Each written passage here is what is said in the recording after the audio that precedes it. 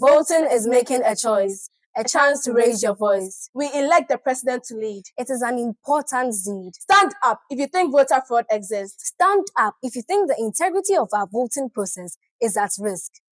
For all those who are still seated, are you trying to tell us that you find no fault in our voting process? Hey, sir! Let me cast your minds back to the year 2020 when the Ghanaian Police Service reported about 60 incidents before the election week. And I quote, 21 of these incidents are true cases of electoral violence, 6 of which involve gunshots, resulting in the death of 5 human beings. 5, I say. A minute of silence for our lost souls. Ghana has been relatively known to have peaceful elections until now. Ghana is accustomed to the manual way of voting, whereby the people move to the polling stations to cast their votes in ballot boxes. These votes are then tallied on a pink sheet and transmitted through a fax mail machine to the Electoral Commission headquarters. This is the 2024 National Cyber Championship competition organized by Cyber Ghana, and we are St. Louis Cyber Security Club here to present on Ghana's voting system and suggest security measures before, during, and after the election processes. I am Afia, here with my colleagues, Brianna, Josephine, and Franklina. Let's get into this. For these reasons, the St. Louis Cyber Security Club has set aside threat scenarios detailing how the various electoral systems in Ghana are compromised. We have grouped EC employees into 3. 1. The EC employee who is ignorant and unaware that they are compromised. 2. The EC employee who is careless and clicks on links anyhow, leaving their systems unprotected. 3. The EC employees who engage in these malicious attacks themselves. Let's create a scenario. Efia is an EC employee who was working one day when all of a sudden there was an abrupt system failure. She was compelled to re-log in into the systems. What Efia didn't know was that she was providing information about herself and sensitive credentials to someone else. This is what we term phishing. Now, the attacker who orchestrated the phishing activity had access to the biometric systems and credentials databases, rendering the confidentiality of sensitive election data undermined. What are we recommending to the EC? The EC ought to install and update antivirus software as well as conduct regular security assessments. They should also provide simulated cyber training for EC employees like Efia. Perhaps if she knew, she wouldn't have been lured into disclosing sensitive information. In another scenario where Efia is still our EC employee, now we all know how the economy is now. Efia was broke. She had no money. Now this political party, let's say Mauko political party, spotted Efia, knew exactly what she needed, and promised her a huge sum of money, compelling Efia to tamper with the vote tallying system. With vote tallying system, I mean discarding of ballots, changing information on the pink sheet. All for what? Know this. Money is sharper than sword. To Efia, she was just changing some information on a paper, but to the nation, she was rigging the elections, which kept the resources of the nation at risk.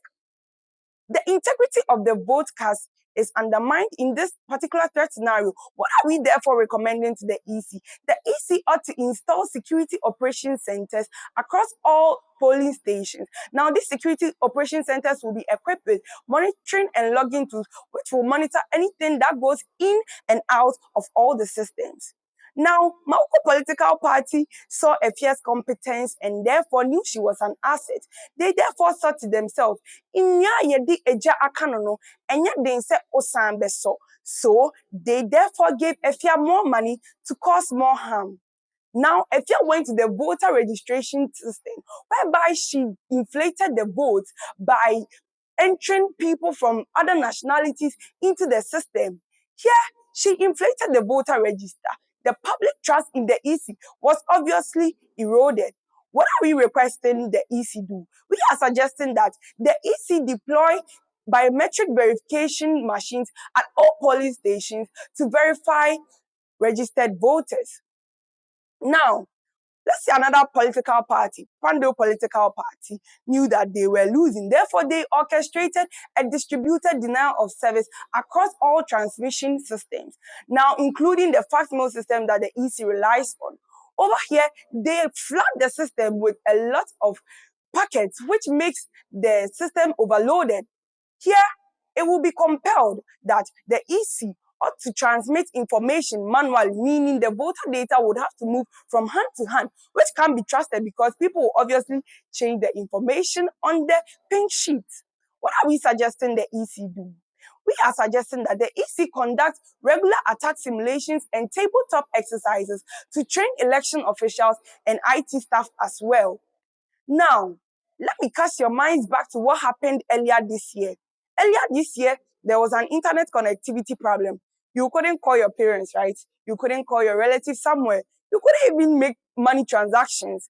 St. Louis Cyber Club is predicting that this year's election, same would happen because there are no measures in place trying to mitigate or curb such activities or incidents that happened earlier this year.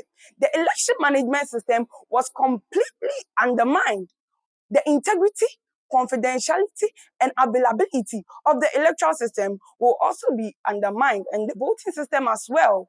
Now, what are we suggesting the EC do? We are suggesting that the EC deploy alternative routing, that means communication mechanisms for internet transmission, preferably through undersea cabling, space transmission, and satellite communication. Thank you.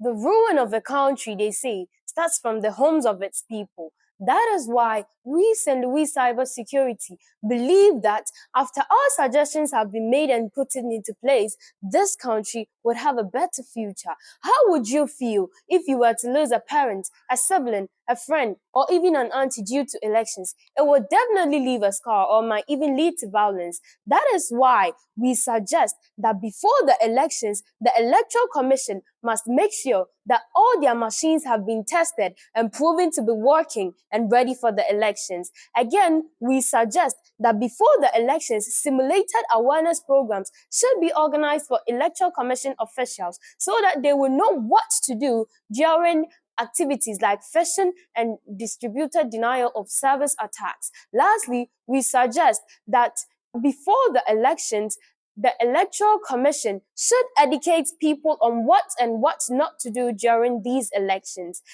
Did you know that it has been globally established that it takes an average of 6 months for attacks orchestrated during elections to be detected after the elections? That is why I strongly believe that during the elections, security operation centers should be up and ready. They should be working. Security operations and security devices should be put in place to make sure that electoral processes are going through smoothly. Again, we know we can't just rely on our electronics, but we should also rely on our muzzles. That is why I strongly believe that we should deploy employees and personnel to make sure that the voting process is going on smoothly. Lastly, we know that blackout is a friend of our country, Ghana, with the oohs and ahs being a lullaby to our ears. That is why I strongly believe that it will be no surprise that during the elections, there would be a national blackout. That is why we are suggesting that before the elections and during the elections,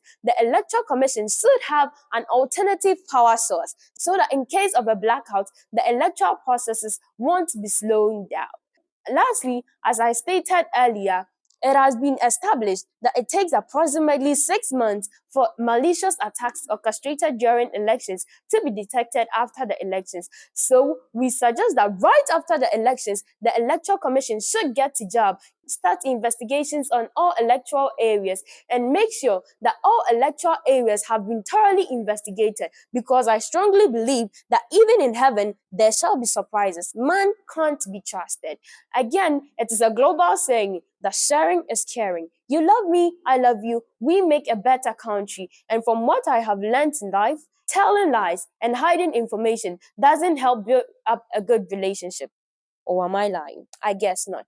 I therefore suggest that the Electoral Commission should share their findings with the general public. Do you know it is being circulated and spread out that After the 2020 elections, the Electoral Commission hired people from South Africa to come and investigate our elections. What are we using our resources for? But that is a question for another day. It could have been a harmful speculation that could have led to violence in this year's elections.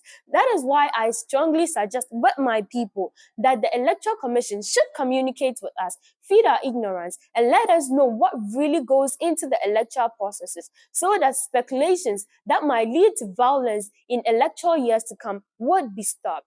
Thank you. People of Ghana, the St. Louis Cybersecurity Club proposes that if these recommendations are thoroughly addressed, we believe in cultivating a peaceful and transparent election for our beloved country. Merci beaucoup.